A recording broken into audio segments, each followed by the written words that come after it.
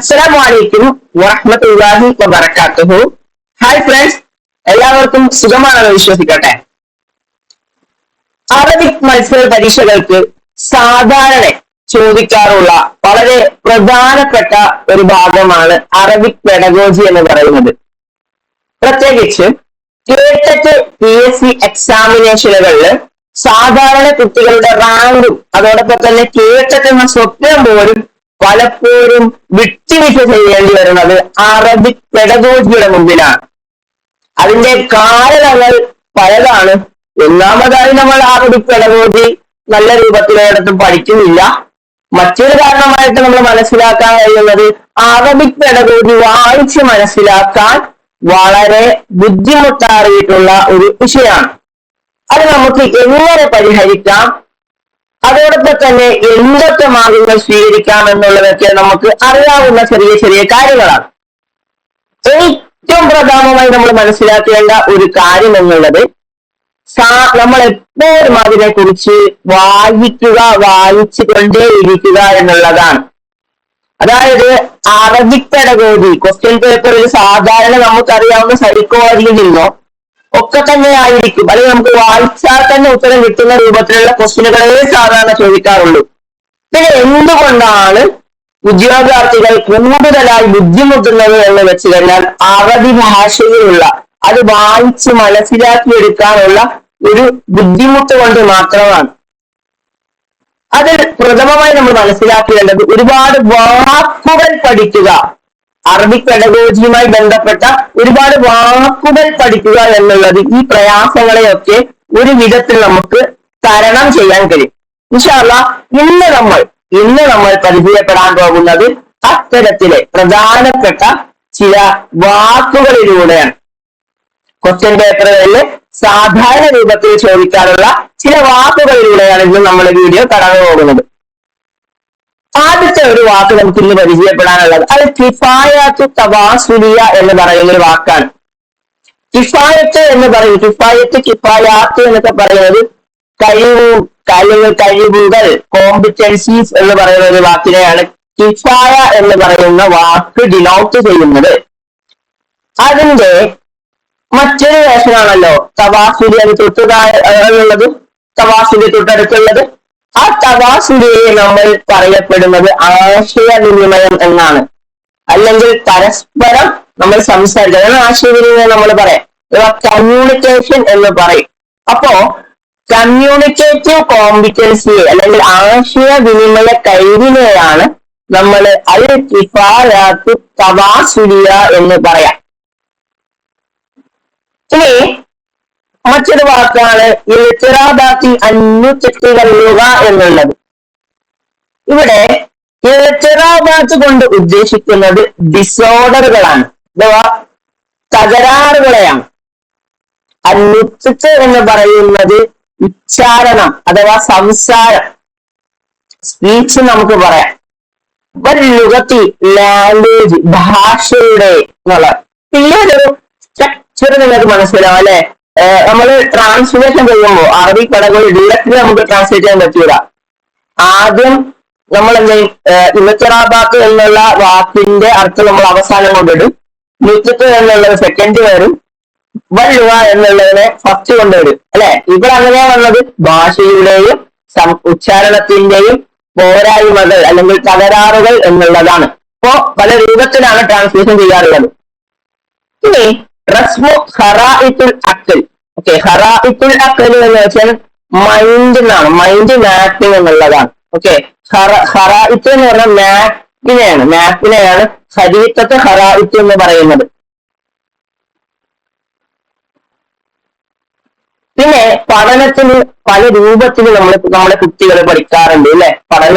പഠിക്കുന്ന സമയത്ത് കുട്ടികൾ നന്നായിട്ട് പഠിക്കാറുണ്ട്, വളരെ ബുദ്ധിമുട്ടേറിയിട്ടുള്ള പഠിക്കാറുണ്ട്, ഇനി രണ്ടിന് ഇടയിലുള്ള രൂപത്തിൽ പഠിക്കാറുണ്ട്. ഇതിന് മന്ദഗതിയിലുള്ള പഠനത്തെ, സ്ലോ ലേണിങ്ങിനെ നമ്മൾ ഡിനോട്ട് ചെയ്യുന്നത് എന്ന് പറയുന്ന വാക്കിലൂടെയാണ്. ഇവിടെ മനസ്സിലാക്കേണ്ട രണ്ട് പദങ്ങൾ, വളരെ പ്രധാനപ്പെട്ട രണ്ട് പദങ്ങളാണ്. വിത്ത് എന്ന് വെച്ച് കഴിഞ്ഞാൽ പതുമെ അല്ലെങ്കിൽ പതുക്കെ അല്ലെങ്കിൽ സ്ലോ ആയിട്ട് അല്ലെങ്കിൽ മന്ദഗതി എന്നൊക്കെ പറയാൻ പറ്റും. തഅല്ലും എന്ന് വെച്ച് കഴിഞ്ഞാൽ ലേണിംഗ്. ഓക്കെ, തഅല്ലും എന്ന് വെച്ച് കഴിഞ്ഞാൽ ലേണിംഗ്, തഅലീം എന്ന് വെച്ചാൽ ടീച്ചിങ്. ആ രണ്ട് വാക്കും നിങ്ങൾ എന്ത് ചെയ്യണം, മനസ്സിലാക്കണം. പിന്നെ ഒരു ചെറിയൊരു തിരുത്തുണ്ട്. തഅല്ലും എന്ന് വെച്ച് കഴിഞ്ഞാൽ ടീച്ചിങ് ആണ്, തഅലീം എന്ന് വെച്ച് കഴിഞ്ഞാൽ ലേണിംഗ് ആണ് കേട്ടോ.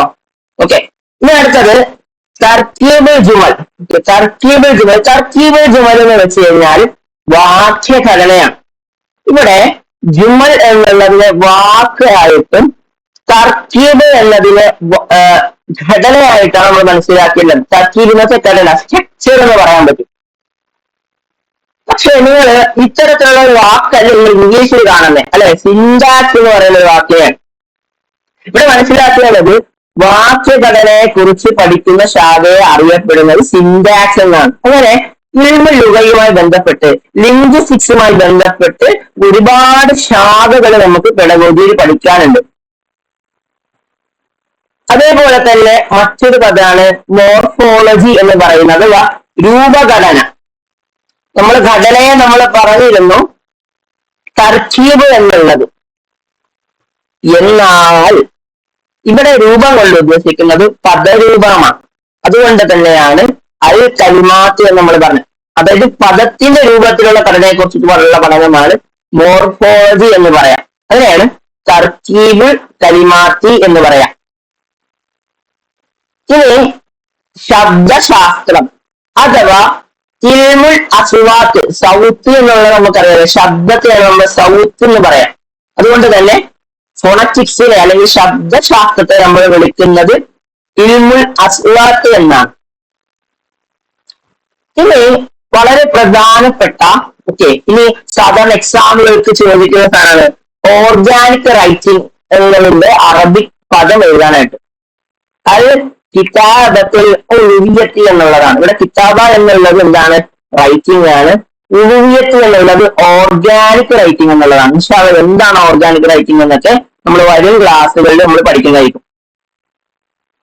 ഓക്കെ, ഇതാണ് പ്രധാനമായിട്ട് നമ്മൾ ഭാഷയെ ബന്ധപ്പെട്ട് പഠിക്കുന്ന വളരെ പ്രധാനപ്പെട്ട ചില ടെർമിനോളജീസ്. രണ്ടാമതായിട്ട് നമ്മൾ ഇന്ന് നോക്കുന്നത് ഇക്തിസാബ് ലുഗയുമായി ബന്ധപ്പെട്ട മറ്റു ചില വാക്കുകളാണ്.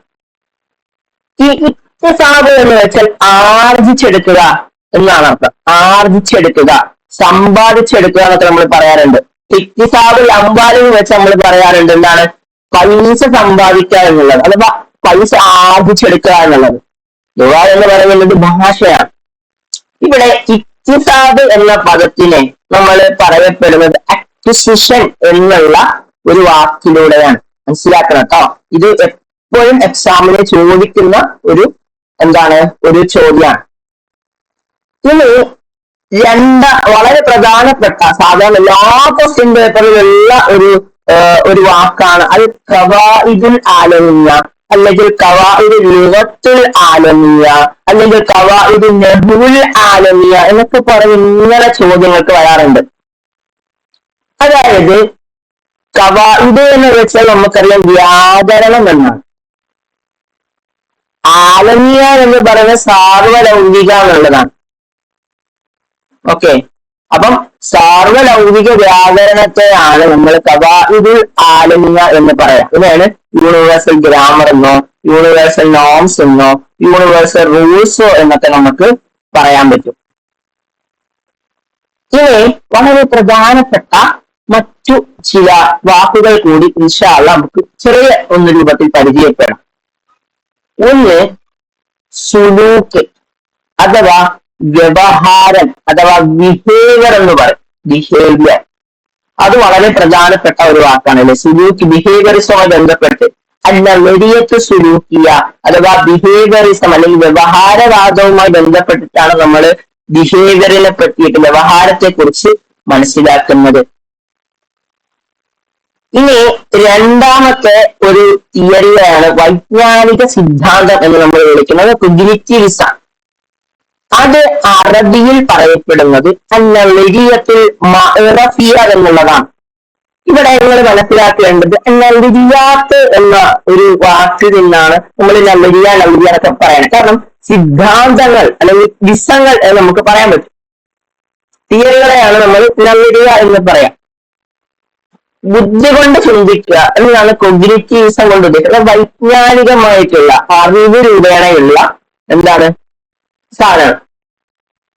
ഇനി അന്നളിയത്തിൽ ബന്നാഇയ, ബിനാ എന്നൊക്കെ വെച്ചാൽ നമുക്കറിയാം കൺസ്ട്രക്ഷൻ എന്നുള്ളതാണ്. ബിനാ ചെയ്യുക നമ്മൾ കേട്ടിട്ടുണ്ടാവും, ഈ മതിൽ നിർമ്മിക്കുക എന്നൊക്കെ പറയുന്നത് നമ്മൾ ബന്ന ആണെന്നൊക്കെ നമ്മൾ പറയാറുണ്ട്. ആ തന്നെയാണ് നിർമ്മിതിവാദം എന്ന് പറയാൻ പറ്റും. പക്ഷെ ഇവിടുത്തെ ഒരു പ്രശ്നം മലയാളത്തിലേക്ക് വരുമ്പോൾ ജ്ഞാനനിർമ്മിതിവാദം, വെറും കൺസ്ട്രക്റ്റീവ്സ് അല്ല, എന്താണ് നോവൽ കൺസ്ട്രക്റ്റീവ്സ് നമുക്ക് ഇംഗ്ലീഷ് ടെർമിനോളജി ചെയ്യാൻ പറ്റില്ല. പക്ഷെ എങ്കിലും മലയാളത്തിൽ നമ്മൾ ട്രാൻസ്ലേറ്റ് ചെയ്യുമ്പോൾ ജ്ഞാന നിർമ്മിതി വാദം എന്നാണ് പറയാറുള്ളത്. ഓക്കെ, നമ്മുടെ സൈക്കോളജി ക്വസ്റ്റ്യൻ പേപ്പറിൽ ഉണ്ടാവുക ജ്ഞാന നിർമ്മിതിവാദത്തിന്റെ ഉപജ്ഞാതാവാര്, ജ്ഞാന നിർമ്മിതിവാദത്തിൽ പെട്ട തിയറി ഏതാണ്, അല്ലെങ്കിൽ ജ്ഞാന നിർമ്മിതിവാദം എന്ത് ആശയമാണ് മുന്നോട്ട് വയ്ക്കുന്നത്, ഇങ്ങനെ രൂപത്തിലുള്ളതൊക്കെ ആയിരിക്കും സൈക്കോളജി ക്വസ്റ്റ്യൻ പേപ്പറിൽ ഉണ്ടാവുക. അപ്പോ അതിന്റെ അറബിക് വാചകം മറന്നു പോകരുത്, അന്നളിയത്തിൽ ബന്നാഇയത്തി എന്നുള്ളതാണ്. പിന്നെ സാധാരണ ക്വസ്റ്റ്യൻ പേപ്പറിൽ ഉണ്ടാകുന്ന ഒരു വാക്കാണ് അസിഫാലത്ത് എന്നുള്ളത്. സ്കഫോൾഡിങ് അഥവാ കൈത്താങ് എന്നാണ് അതുകൊണ്ട് നമ്മൾ മനസ്സിലാക്കുക. പിന്നെ വളരെ പ്രധാനപ്പെട്ട മറ്റൊരു വാക്കാണ് ഇസ്തിഇദാദ് എന്നുള്ളത്. ഇസ്തിഇദാദ് എന്നുള്ളത് മറ്റൊരു പ്രധാനപ്പെട്ട ഒരു വാക്കാണ്. അതിനെ നമ്മൾ പറയുന്നത് അഭിരുചി എന്നാണ്. അഭിരുചി അഥവാ ആറ്റിറ്റ്യൂഡ് എന്നുള്ളതാണ്. ആറ്റിറ്റ്യൂഡ് നമ്മുടെ താല്പര്യം, ആറ്റിറ്റ്യൂഡാണ്. ഇനി സിയാക്ക് എന്നാൽ സന്ദർഭം അഥവാ കോൺടെക്സ്റ്റിനെയാണ്. ഇപ്പോ നളരിയത്ത് സിയാക്കിയ എന്നൊക്കെ പറയുന്ന കോൺടെക്സ്റ്റുവലിസം എന്ന് പറയുന്ന തിയറിയൊക്കെ തന്നെ പിന്നീട് ഉൾപ്പെടുന്ന വന്നിട്ടുണ്ട് നമ്മുടെ സൈക്കോളജിയിൽ. ഇത് വളരെ പ്രധാനപ്പെട്ട മറ്റൊരു സാധാരണ എക്സാമുകൾക്ക് ചോദിക്കുന്ന, നമുക്ക് ഒരിക്കലും ഒരു തിയറി രൂപത്തിൽ പഠിക്കാൻ പറ്റാത്ത ഒരു സംഭവമാണ് വ്യക്തി വ്യത്യാസങ്ങളെ, ഇൻഡിവിജ്വൽ ഡിഫറൻസസിനെ കുറിച്ചിട്ടുള്ള പഠനം. അത് നമ്മൾ പറയുന്നത് അൽ ഫുറൂഖുൽ ഫർദിയ എന്നുള്ളതാണ്. ഫർക്ക് എന്ന് വെച്ചാൽ വ്യത്യാസം എന്നാണ്. ഫർദ് എന്ന് വെച്ചാൽ ഏകത്വം അല്ലെങ്കിൽ ഇൻഡിവിജ്വാലിറ്റി, ഒരു വ്യക്തി എന്നൊക്കെ നമുക്ക് അർത്ഥം പറയാൻ പറ്റും. അപ്പൊ ഫുറൂഖുൽ ഫർദിയ എന്ന് നമുക്ക് പറയാൻ പറ്റും. അപ്പൊ ഇൻഷാ അല്ലാഹ് നമ്മൾ ഇന്ന് ഇത്രയുമാണ് തൽക്കാലം മനസ്സിലാക്കുന്നത്. ഇപ്പൊ വീഡിയോ ഇഷ്ടപ്പെട്ടിട്ടുണ്ടെങ്കിൽ നിങ്ങളുടെ കൂട്ടുകാർക്ക് കൂടി ഷെയർ ചെയ്യുക. ശുക്രൻ ജസീലൻ. അസ്സലാമു അലൈക്കും വറഹ്മത്തുള്ളാഹി വബറകാതുഹു.